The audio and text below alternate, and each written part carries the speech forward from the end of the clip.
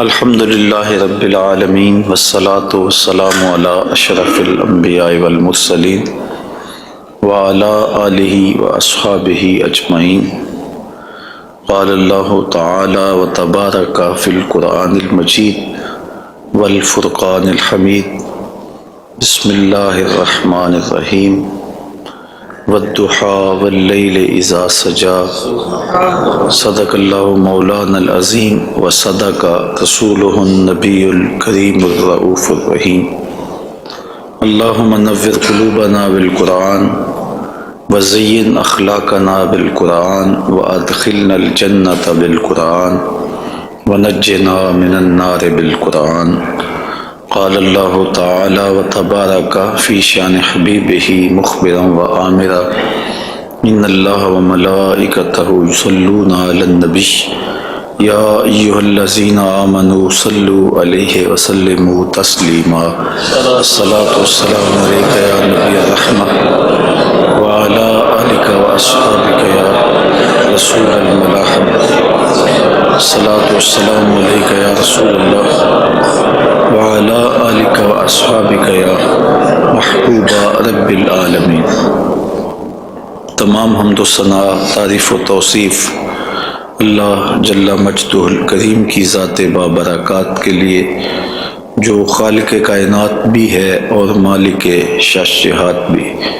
اللہ جل وعلا کی حمد و ثنا کے بعد رسول رحمت، شفیع معظم، نبی محتشم، اللہ کے پیارے، امت کے سہارے، رب کے محبوب، دانائے غیوب، مالک رقاب امم، فخر عرب و عجم، والی کون و مکان، سیاہ لا مکان، سید انس و جاں، سرور لالا رخاں، نیر تاباں، سرنشین مہوشاں، ماہ خوباں، شہنشاہ حسینہ، تتمہ دوراں، سرخیل زہرہ جمالاں، جلوہ صبح ازل، نور ذات لم یزل، باعث تکوین عالم، فخر آدم و بنی آدم، نیر بطہا، رازدار ما اوہا، شاہد ما طغا، صاحب علم نشرہ، معصوم آمنہ احمد مجتبیٰ،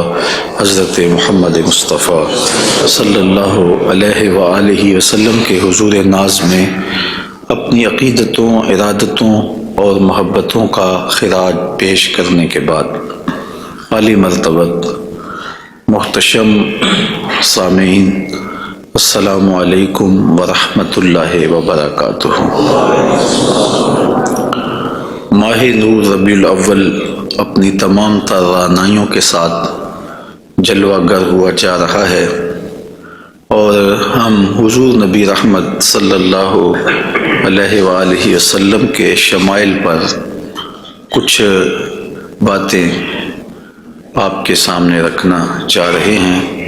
اللہ تعالی کلمات حق زبان پہ جاری فرمائے، اور حضور کے جمال جہاں آرا کی برکتوں سے ہماری روحوں میں نکھار پیدا فرمائے۔ علماء نے لکھا ہے کہ حضور کے حلیہ شریف کو بیان کرنے سے دلوں میں حضور کی محبت پیدا ہوتی ہے، اور سننے والوں کو، بیان کرنے والوں کو حضور کا پیار ملتا ہے، حضور کی محبت ملتی ہے، اور اس کی برکت سے حضور کے دیدار کی دولت بیدار بھی نصیب ہو جاتی ہے۔ ہماری آرزو ہے کہ ہم آقا و مولا حضور ختمی المرتبت صلی اللہ علیہ وآلہ وسلم کے شمائل کا درس سنیں، بیان کریں، ہماری بھی قسمت جاگے، زندگی میں وہ شب بھی آئے کہ آنکھیں بند ہوں اور مقدر جاگ اٹھے، اور میں سو جاؤں یا مصطفیٰ کہتے کہتے، کھلے آنکھ صلی علی کہتے کہتے۔ باقی جہاں تک حضور کے شمائل کو بیان کرنے کا حق ہے، وہ کوئی بھی نہیں کر سکتا۔ ہم تو 14 صدیوں کے فاصلے پہ ہیں۔ جن لوگوں نے حضور کو دیکھا، وہ بھی حضور علیہ السلام کا حلیہ بیان کرنے سے اپنے آپ کو قاصر سمجھتے ہیں۔ فرماتے ہیں ہمارے میں طاقت نہیں کہ ہم حضور کا حلیہ بیان فرمائیں۔ چند اصحاب نے حضور کا حلیہ بیان کیا، بلکہ صحابہ ایک دوسرے سے پوچھتے تھے حضور کیسے تھے؟ میاں تم نے نہیں دیکھا؟ کہا دیکھ کر بھی نہیں دیکھا۔ ہمت ہی نہیں تھی کہ حضور کے جمال جہاں آرا کو آنکھ بھر کے دیکھ سکیں۔ جن لوگوں نے حضور کا حلیہ بیان کیا ہے یہ وہ لوگ ہیں جنہوں نے یا تو حضور کو بچپن میں دیکھا ہے یا بہت قریب رہے ہیں اور حضور کو سوئے ہوئے دیکھا ہے، تو وہ حضور کا حلیہ بیان فرماتے ہیں۔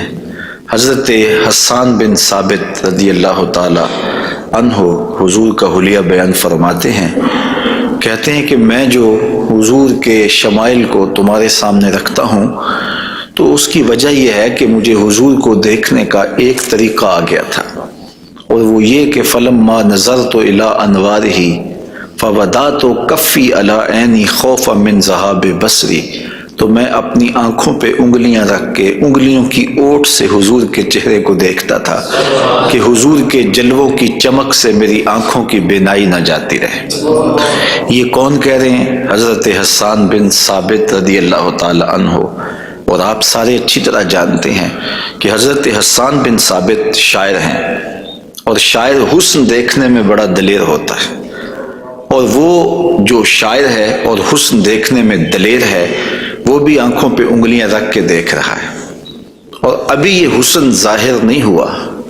امام قرطبی علیہ رحمہ لکھتے ہیں کہ حضور نبی رحمت صلی اللہ علیہ وآلہ وسلم کا حسن ظاہر نہیں ہوا تھا، اور اگر جمال رسول صلی اللہ علیہ وآلہ وسلم کا ظہور ہو جاتا تو کوئی دیکھنے کی تاب ہی نہ رکھتا۔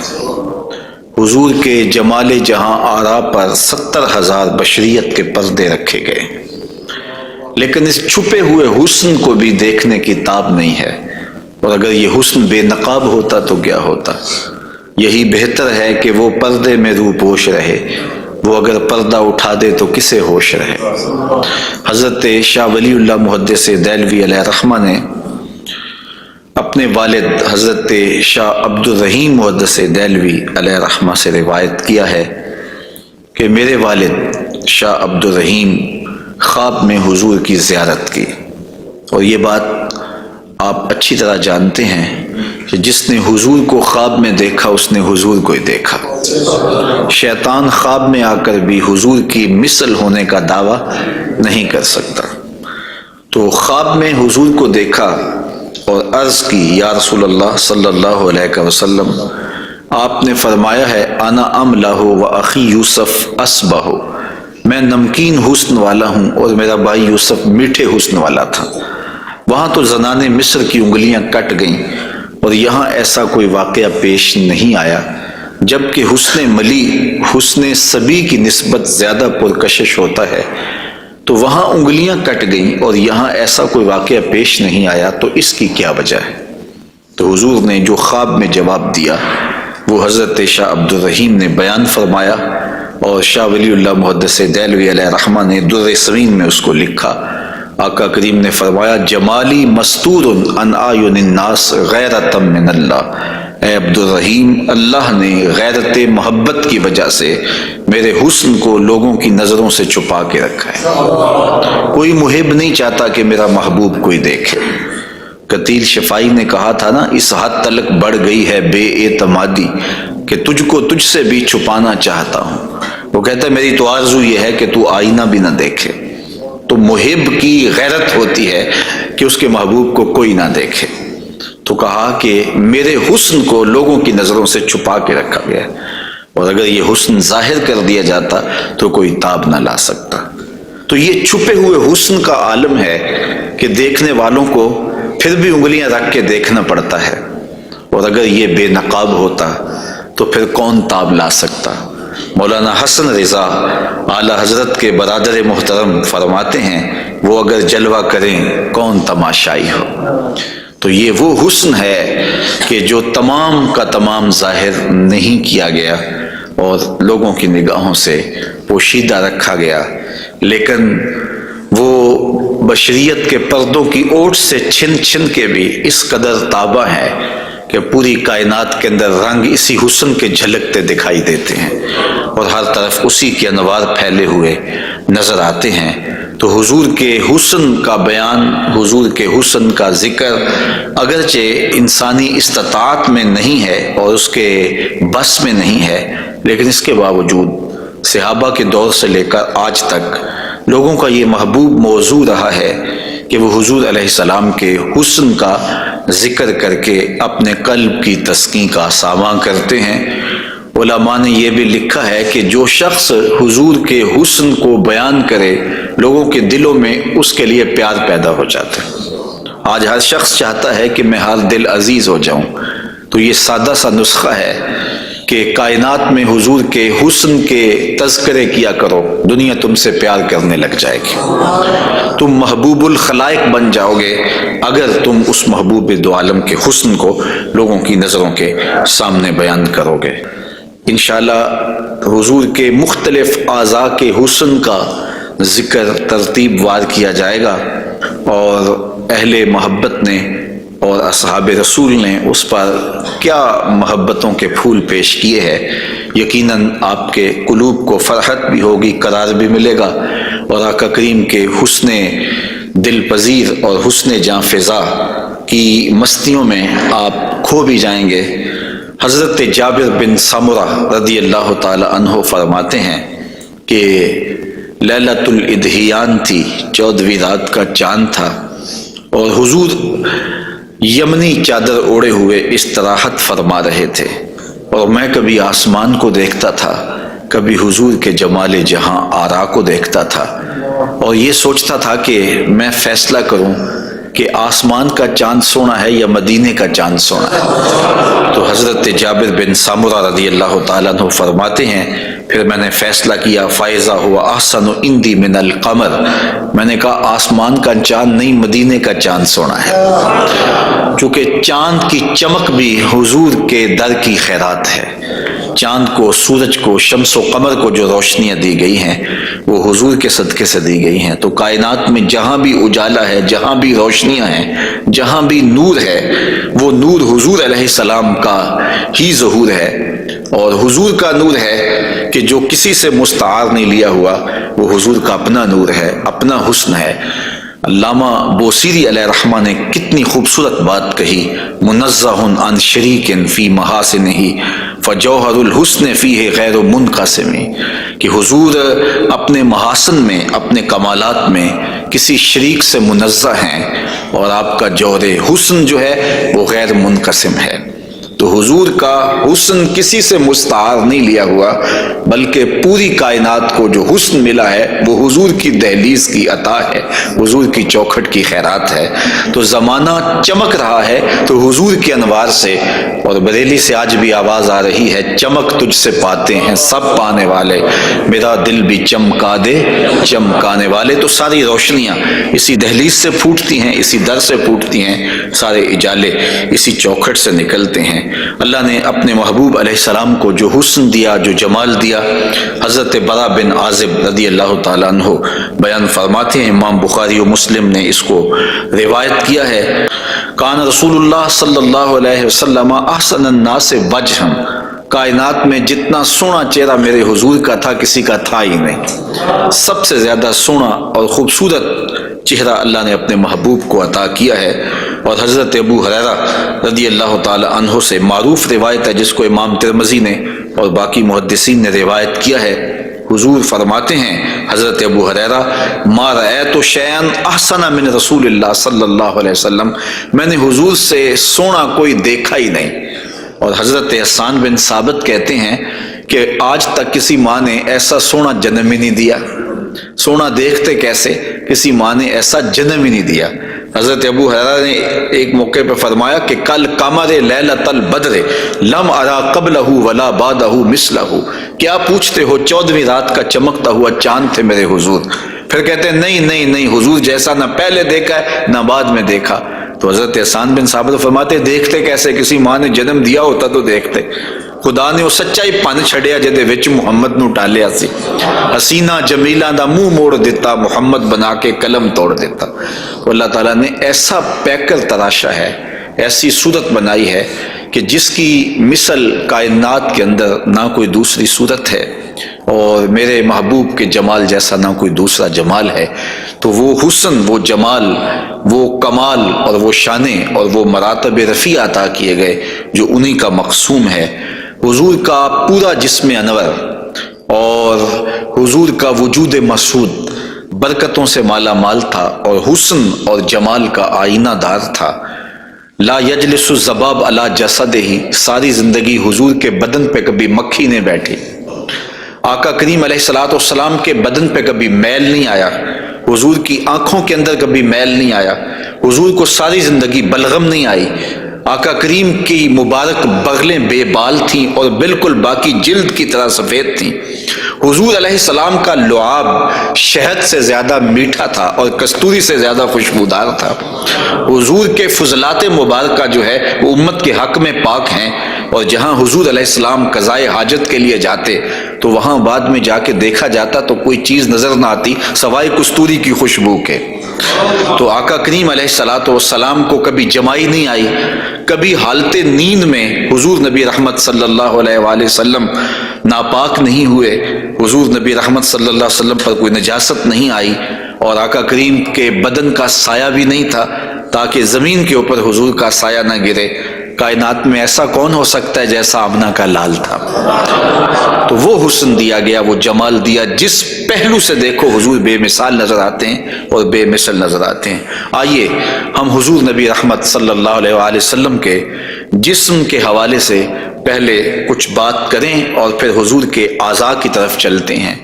حضور کا مبارک جسم بے سایہ تھا، اور یہ سایہ نہ چاند کی چاندنی میں دکھائی دیتا تھا اور نہ سورج کی روشنی میں پڑتا تھا۔ حضرت ذکوان رضی اللہ تعالی عنہ روایت کرتے ہیں، فرماتے ہیں کہ ان رسول اللہ صلی اللہ علیہ وسلم لم یکن یرا لہ ظل فی شمس ولا قمر، حضور کا سایہ نہ سورج کی روشنی میں ہوتا تھا اور نہ چاند کی چاندنی میں ہوتا تھا۔ اور حضرت عثمان رضی اللہ تعالی عنہ خلیفہ ثالث رضی اللہ تعالی عنہ اس کی وجہ بیان فرماتے ہیں کہ حضور کا سایہ کیوں نہیں تھا۔ فرماتے ہیں ان اللہ ما اوقع ظلک علی الارض لئلا یدع انسان قدمہ علی ذلک الظل، اللہ تعالیٰ نے محبوب کا سایہ زمین پہ اس لیے نہیں پڑنے دیا کسی انسان کا قدم محبوب کے سائے پہ نہ آ جائے۔ اللہ اکبر۔ لیکن حضرت شیخ احمد مجدد الفسانی علیہ رحمہ نے ایک بڑی خوبصورت بات کہی، اور ہمارے لیے وہ بڑی ٹھنڈک اور بڑی تسکین کا ساماں ہے۔ وہ فرماتے ہیں کہ اورا صلی اللہ علیہ وسلم سایہ نبود، آقا کریم علیہ السلام کا سایہ نہیں تھا در عالم شہادت، اس عالم شہادت میں حضور کا سایہ نہیں تھا، اور یہ بات ثابت ہے، اور تقریباً تمام مکاتیب فکر کے لوگ ایک دو مکتبہ فکر کے علاوہ باقی سارے اس بات کو تسلیم کرتے ہیں۔ رشید احمد گنگوہی نے بھی یہ بات لکھی ہے، امداد السلوک کے اندر یہ روایت موجود ہے کہ بتواتر ثابت شد کہ حضرت علی سایہ نہ داشتن۔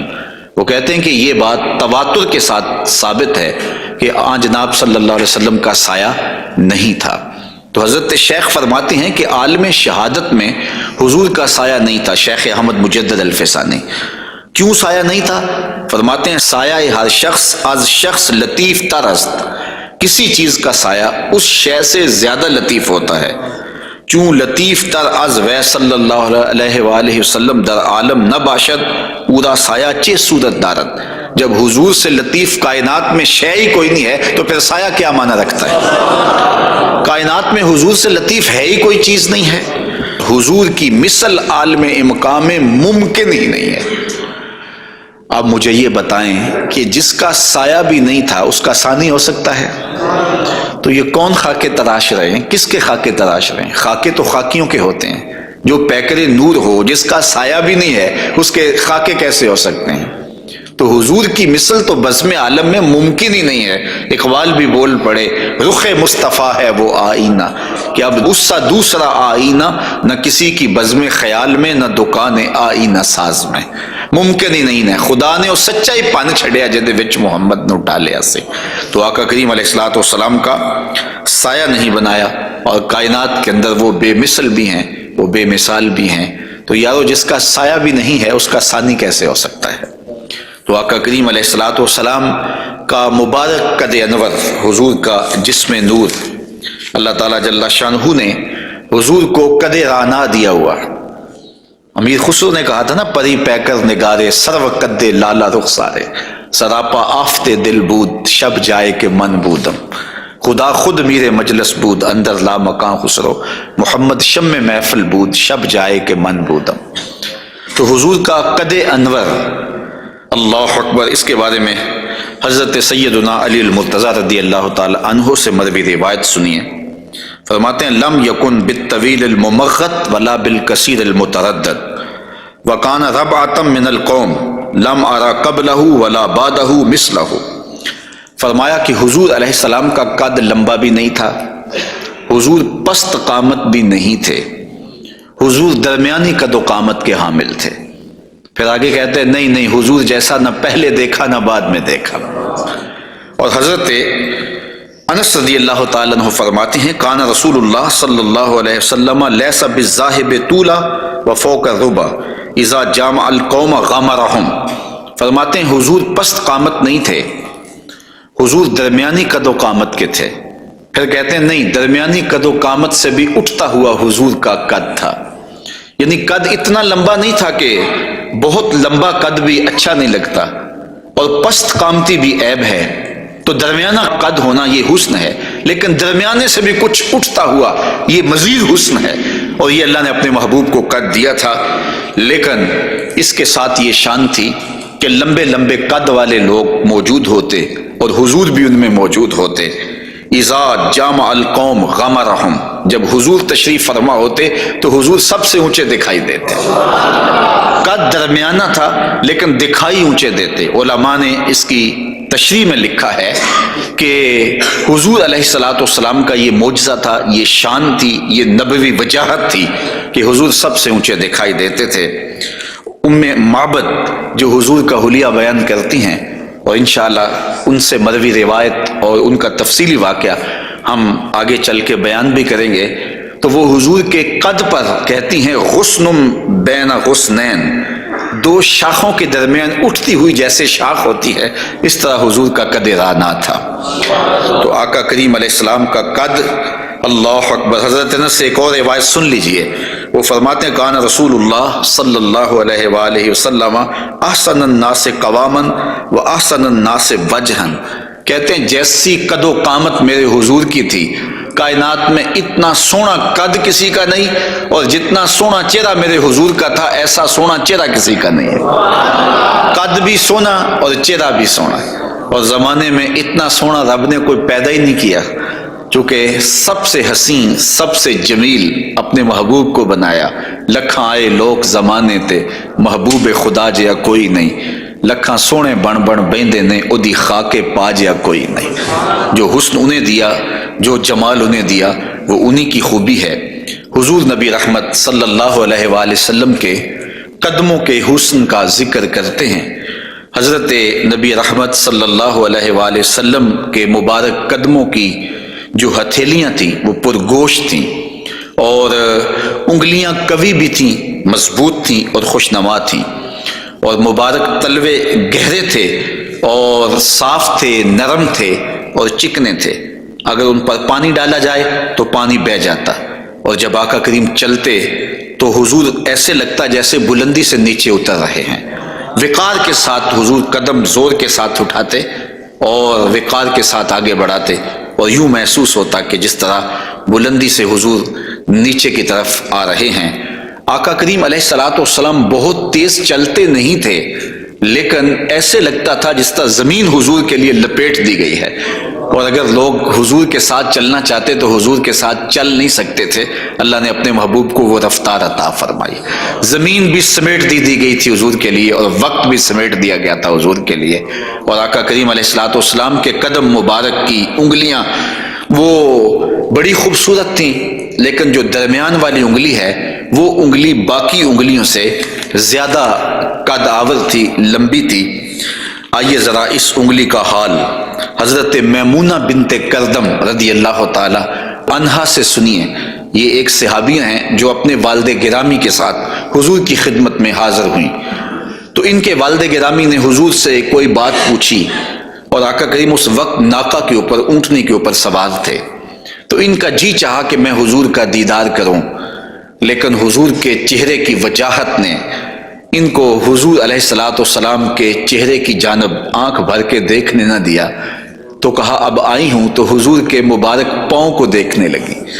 تو حضرت میمونہ بنت کردم فرماتی ہیں فما نسیتو فی ما نسیتو طول اصبع قدمہ السبابہ علی سائر اصابعہ، کہا مدت ہو گئی ہے میں نے حضور علیہ السلام کو دیکھا تھا، اور حضور کے مبارک پاؤں کی انگلیوں میں سے جو درمیان والی انگلی ہے، اس انگلی کا جو قد باقی انگلیوں سے تھوڑا سا لمبا تھا، آج تک میری آنکھوں سے وہ حسن نہیں ہٹتا ہے، وہ حسن ہی زائل نہیں ہوتا ہے، اب تک میری نگاہوں میں وہی جلوے ہیں کہ حضور علیہ السلام کی انگلی جو ہے وہ باقی انگلیوں کی نسبت جو ہے وہ زیادہ درمیان والی انگشت سبابہ جو تھی وہ زیادہ لمبائی میں تھی۔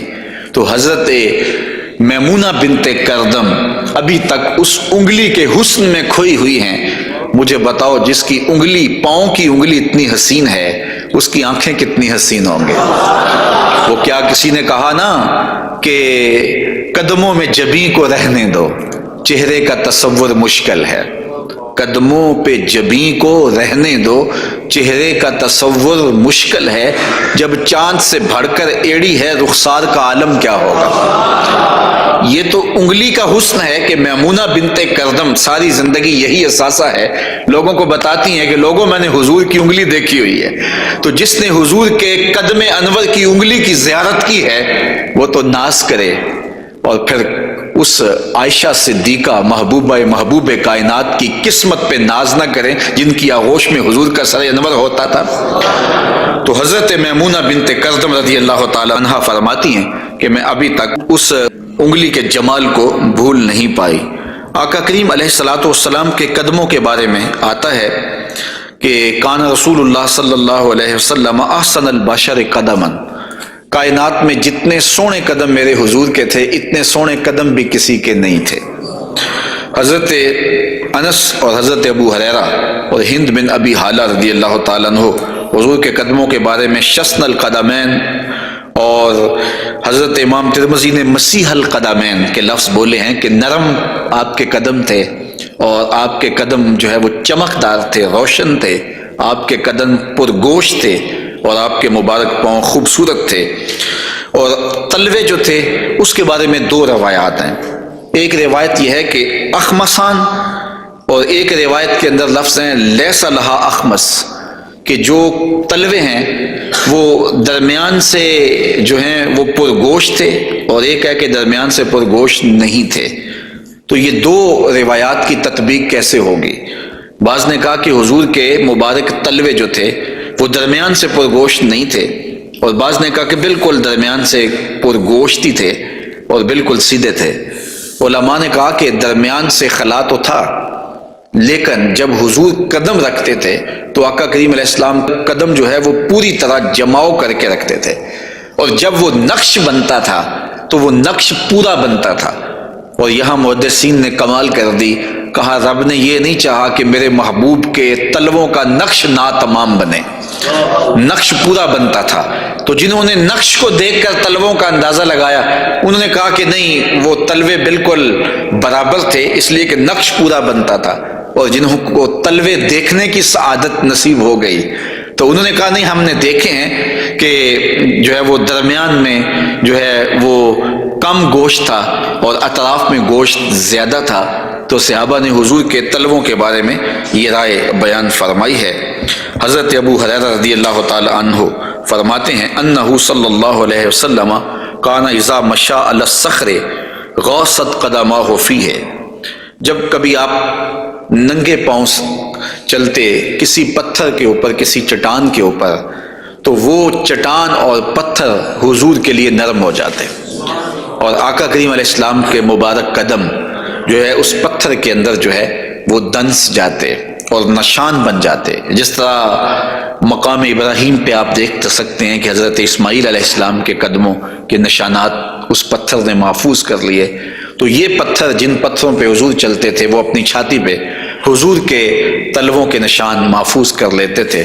سلطان قاتبائی نے باقاعدہ ایک ایسا پتھر جس پر حضور کے قدموں کے نشانات موجود تھے وہ 20,000 دینار میں اس زمانے میں خریدا، اور خرید کے ساری زندگی اپنے پاس رکھا، اور مرنے سے قبل وصیت کی کہ جب میں مر جاؤں تو یہ پتھر میری قبر کے سرہانے لگانا۔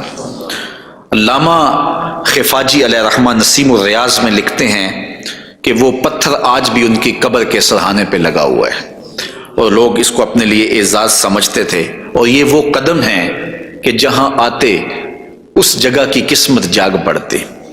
یہ قدم اور یہ مبارک تلوے یہ تو عرش نے بھی چومے ہیں نا۔ اعلیٰ حضرت نے کیا خوب کہا، زہ عزت و اطلاع محمد، کہ ہے عرش حق زیر پائے محمد، کہ عرش حق حضور کے قدموں کے تلے تھا، اور یہ تلوے وہاں عرش الہی پہ لگے ہیں، اور یہ وہی تلوے ہیں جو حضرت جبریل امین کو چومنے کی سعادت بھی ملی ہے۔ جب معراج کی شب حاضر ہوئے تو محبوب استراحت کر رہے تھے، تو جبریل عرض گزار ہوئے کہ محبوب تیرا نبی تو سویا ہے، تو آواز آئی یا جبریلو قبل قدم ہے، میرے محبوب کے قدم چوم لے۔ تو جبریل امین نے حضور کے قدم چوم لیے، تو پھر کیا لطف آیا ہوگا۔ کسی نے تصور میں جبریل سے پوچھا کہ حضور کے قدم چومے تھے، تلیاں چومی تھیں، تو بتا کیا کیف ملا؟ تو اس نے زبان حال سے کہا، نہ جنت کی کلیوں میں دیکھا مزہ جو محمد کی تلیوں میں دیکھا۔ حضور علیہ السلام کے مبارک قدم جہاں پڑتے وہاں رحمتیں اور برکتیں ہی نازل ہوتی۔ ذی المجاز کی منڈی میں اپنے چچا کے ساتھ حضرت علی المرتضیٰ رضی اللہ تعالیٰ عنہ کے والد جناب ابو طالب کے ساتھ حضور جا رہے تھے۔ انہوں نے کہا کہ مجھے تو بڑی سخت پیاس لگی ہے، تو آقا کریم علیہ الصلوۃ والسلام نے سواری سے اتر کے زمین پر زور سے اپنا پاؤں مارا، تو جب آپ نے پاؤں مارا تو چشمہ پھوٹ پڑا، اور اپنے چچا سے کہا کہ یہاں پانی پی لیجیے گا۔ اور حضور علیہ الصلوۃ والسلام کی مبارک ایڑیاں جو ہیں ان کے بارے میں ہے کہ وہ کم گوشت تھیں، ان پر زیادہ گوشت نہیں تھا، اور آقا کریم علیہ الصلوۃ والسلام اس ایڑی کو بھی جہاں لگاتے وہاں حالات رحمتوں بھرے ہو جاتے۔ حضرت جابر رضی اللہ تعالی عنہ کا اونٹ تھا، ایک سفر میں وہ حضور کے ساتھ تھے کہ وہ تھک گیا اور اس سے چلا نہیں جاتا۔ حضور کی سواری گزری تو انہوں نے عرض کی، یا رسول اللہ صلی اللہ علیہ وسلم، یہ میرا اونٹ ہے اور تھک گیا ہے، اور میں قافلے کے ساتھ کیسے سفر کر سکتا ہوں؟ تو آقا کریم علیہ السلام نے اپنی ایڑی سے اس کو ٹھوکر لگائی، فناشطہ حتی کانا لا یملک زمامہ، وہ اتنا تیز ہوا کہ پھر اس کی باگ سنبھالی نہیں جاتی تھی۔ کچھ عرصے کے بعد حضور حضرت جابر سے پھر ملے، اور حضور نے پوچھا کہ وہ تمہارے اونٹ کا کیا بنا؟ تو انہوں نے کہا بخیرن قد اصابت ہو برکتوں کا، حضور آپ کی برکت کی وجہ سے اب خیر ہی ہو گئی ہے۔ تو وہ تو اب سنبھالا نہیں جاتا ہے اور اتنا سریع و رفتار ہو گیا ہے، اور یہ بات آپ کبھی بھی بھول نہیں سکتے ہیں کہ حضور احد پہ تشریف لے گئے تھے، تو وہ حضور کے آنے کی خوشی میں جھوم اٹھا تھا، تو حضور نے ایڑی ہی ماری تھی، زور کے ساتھ ایڑی لگاتے ہوئے حضور نے کہا فضربہ برجلہ فقال اثبت، حضور نے کہا کہ اے احد رک جا، تو جھوم رہا ہے جانتا نہیں، فإنما علیک نبی و صدیق و شہیدان، تیرے اوپر ایک اللہ کا نبی ہے، ایک صدیق ہے اور 2 شہید ہیں۔ اور پھر فوراً اس کا زلزلہ تھم گیا۔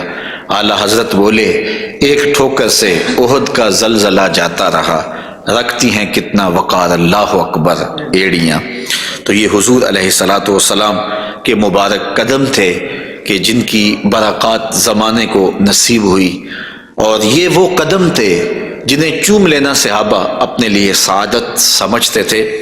حضرت ذرا وفد عبد القیس میں آئے تو پھر انہوں نے حضور کی خدمت میں عرض کی کہ ہم آپ کے قدم اور آپ کے ہاتھ چومنا چاہتے ہیں، اور وہ آگے بڑھے۔ وہ خود فرماتے ہیں فَنُقُبِّلُ يَدَ رسول اللہ صلی اللہ علیہ وسلم وَرِجْلَهُ، ہم نے حضور علیہ الصلوۃ والسلام کے ہاتھ بھی چومے، ہم نے حضور کے پاؤں بھی چومے۔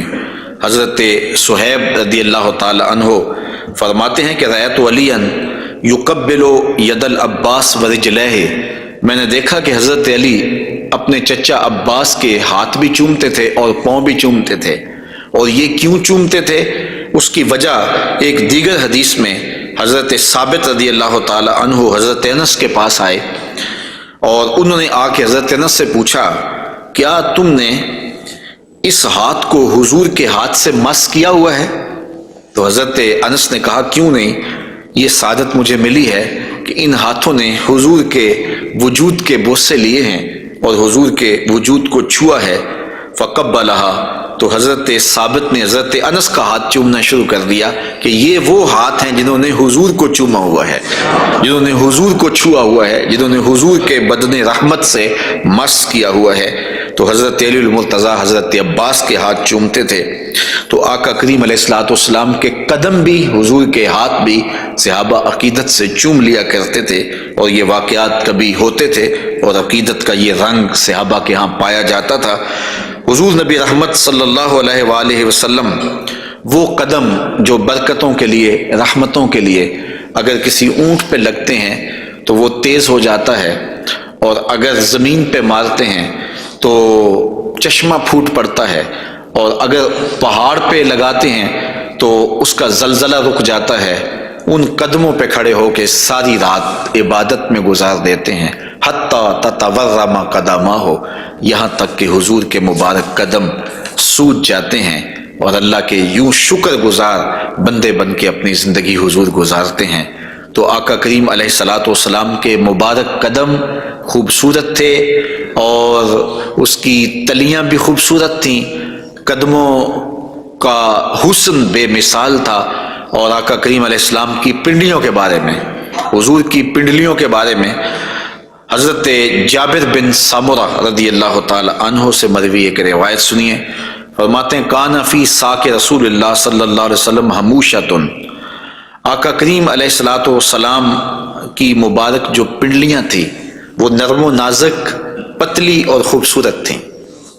اور آقا کریم کی پنڈلیوں کے بارے میں سراقہ بن مالک رضی اللہ تعالی عنہ نے جو کہا ہے وہ بڑی خوبصورت بات کہی ہے۔ آپ سمجھتے ہیں، آپ جانتے ہیں کہ جب حضور مکے سے ہجرت فرما کے مدینہ تشریف لے گئے تو 100 سرخ اونٹ انعام حضور کی گرفتاری کے لیے رکھا گیا۔ تو سراقہ بن مالک بھی حضور کو گرفتار کرنے کے لیے حضور کا پتہ اور حضور کی تلاش میں نکلا تھا اور حضور کو ڈھونڈ رہا تھا۔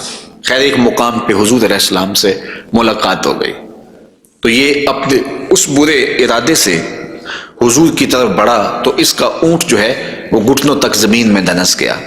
اس نے معذرت کی، حضور نے دعا دی، وہ اونٹ باہر نکل آیا تو اس کی پھر نیت بدل گئی، تو پھر دوبارہ اونٹ جو ہے وہ گھٹنوں تک دنس گیا۔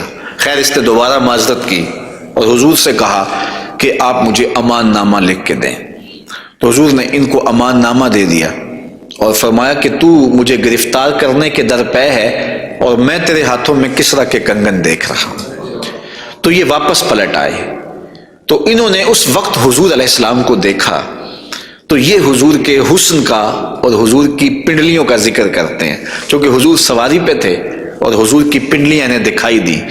تو حضرت سراقہ بن مالک کہتے ہیں کہ فلما دنوت منہ، جب میں حضور کے نیڑے ہوا اس نیت سے کہ میں حضور کو گرفتار کروں، وہو علی ناقتہ، تو حضور اپنی اونٹنی کے اوپر سوار ہیں۔ تو پھر کیا ہوا؟ تو جعلت انظر الی ساقہ، تو میں حضور کی پنڈلیوں کو دیکھنے لگا۔ ایسا جعلت انظر، میں دیکھنے لگا، میری نظر جم گئی حضور کی مبارک پنڈلی پر۔ وہ کس طرح کہ اتنی خوبصورت تھی، کہتے ہیں کأنہا جمارہ، پنڈلی ایسے تھی جس طرح جمارہ ہوتا ہے۔ آپ نے کبھی دیکھا ہو کھجور کا درخت، تو کھجور کے درخت سے نیچے شاخیں پھوٹتی ہیں، تو جب نئی شاخ نکلتی ہے تو وہ اتنی خوبصورت ہوتی ہے اور اتنی نرم اور نازک اور گداز ہوتی ہے کہ اس کو چھو لینے کو جی چاہتا ہے۔ تو اس شاخ کو عربی میں جمارہ کہتے ہیں۔ تو وہ کہتے ہیں میں حضور کی پنڈلیوں کا کیا بتاؤں، جس طرح وہ کھجور کی تازہ شاخ نکلتی ہے جس کو دیکھنے سے جی نہیں رجتا، حضور کی پنڈلیاں جمارہ کی طرح تھیں۔ تو یہ انہوں نے ایک اپنے محاورے کے مطابق مثال دی، ورنہ حضور علیہ الصلوۃ والسلام کی پنڈلیوں کے لیے کوئی لفظ ہی نہیں ہے جو اللہ نے اپنے محبوب کو پنڈلیوں کا حسن دیا۔ اچھا، حضور کی پنڈلیوں کے بارے میں سنو میرے امام اعلی حضرت نے کیا کہا، کمال کر دی۔ ساک اصل قدم شاخ نخل کرم، اعلی حضرت فرماتے ہیں ساک اصل قدم، جو پنڈلی ہے، جو قدم کی اصل ہے، شاخ نخل کرم، جو کرم کی کھجور ہے، یہ اس کی شاخ ہے۔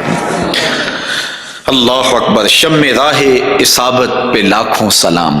تو حضور علیہ الصلوۃ والسلام کو اللہ تعالیٰ نے پر نور، پتلی اور جو ہے وہ گوری رنگت کی اور لطیف اور خوبصورت پنڈلیوں سے نوازا تھا۔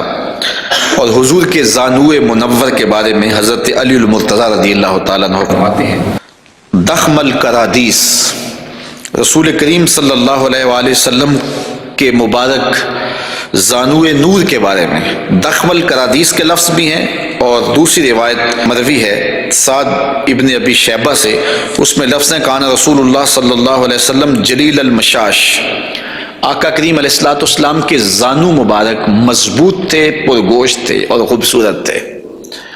اور اعلیٰ حضرت یہاں بھی اپنی محبت کا اظہار کیے بغیر نہیں رہ سکے، فرماتے انبیاء طے کریں زانو ان کے حضور، انبیاء طے کریں زانو ان کے حضور، زانوؤں کی وجاہت پہ لاکھوں سلام۔ یہ وہ زانو ہے جہاں نبی بھی زانو طے کریں، یہ وہ شان ہے ان زانوؤں کی۔